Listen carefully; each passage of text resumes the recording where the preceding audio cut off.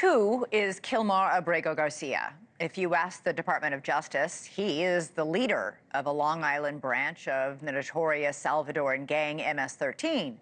If you ask his wife and his lawyer, he's quite the opposite, a hard-working father with a clean criminal record. Both sides do agree on one thing. Abrego Garcia was wrongly deported to El Salvador and to that maximum security prison last month.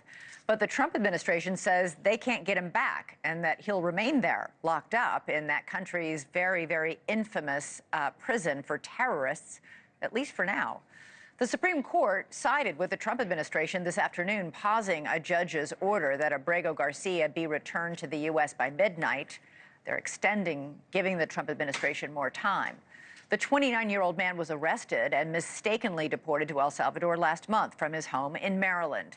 Now, he did enter this country illegally and had been living here with his wife and his son under protected legal status since 2019, meaning he should not have been deported back to El Salvador because a judge agreed after hearing his case that his life was in danger there. The Trump administration continues to argue that Abrego Garcia is a gang member and a high-ranking one after they say a confidential informant identified him as such, specifically identifying him as part of MS-13's Long Island leadership. Abrego Garcia has denied the accusations. He says he's never even been to Long Island. His attorneys have until 5 o'clock tomorrow to respond to the ruling by the High Court and its Chief Justice, John Roberts. But here at NewsNation, we like to do more than just summarize what opposing attorneys are claiming in court. We want to know, is there any evidence that Abrego Garcia was affiliated with MS-13 on Long Island, as the Department of Justice maintains? So we asked NewsNation's senior correspondent, Laura Ingle, to do what she does best, dig for answers, and she joins us now at the Suffolk County Courthouse in Long Island. Laura, what have you learned? Hi, Elizabeth. Well, we have been asking questions of law enforcement both in Nassau County and here in Suffolk County. And as it turns out, they don't have any record of Abrego Garcia in either of these large counties on Long Island. That's not to say that he may not have ever been here, but they can tell us that there is no arrest record and there is no record of investigation of this guy. But what we did find out, Elizabeth, is that there is a pretty big problem out here, a growing number of MS-13 members committing violent crimes on Long Island. Now, today I had a chance to sit down with Suffolk County District Attorney Ray Tierney for a rare one-on-one interview to ask about MS-13 cases and what law enforcement here are seeing out on the streets.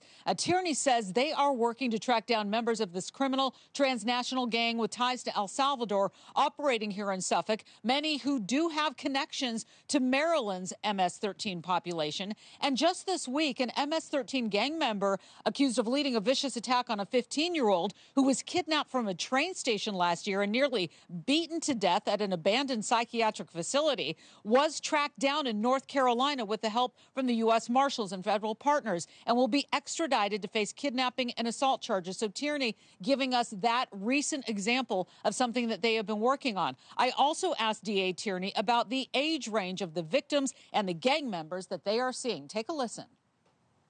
What's the average age of an MS-13 gang member on Long Island? Gang membership will start 15, 16, 17, 18, usually along those ages. Savage hazing. Well, you get beat in. That's typically what happens. So the leader will count 13, and then you will get beaten for 13 seconds. And now, Tierney says MS-13 is probably the most unique gang in the country because their purpose is to be the, quote, biggest, baddest gang in the world. Unlike other gangs where there is an economic purpose, MS-13's mission is to find and attack anyone who disrespects them.